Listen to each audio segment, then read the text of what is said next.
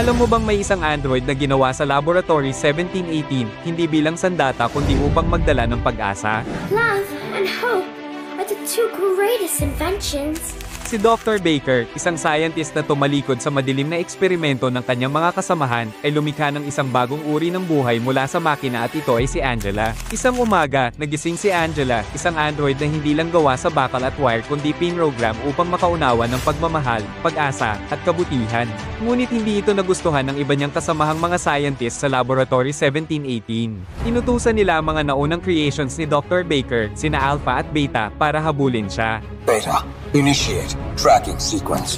Sa gitna ng panganib, isinakay ni Dr. Baker si Angela sa isang flight capsule at sinabihan siyang hanapin si Dr. Rooney. Ngunit bago siya makarating, tinamaan ito ng matinding kidlat dahilan upang mag-crash siya sa isang malayong sulok ng Land of Dawn. Doctor calls me Angel. Ngayon, naglalakbay si Angela, hindi lang para hanapin si Dr. Rooney, kundi para ipakita sa mundo na ang tunay na kapangyarihan ay hindi nasa lakas, kundi nasa pagmamahal at pag-asa. Kikikata, the strings of my puppet got tangled up. Can you help me with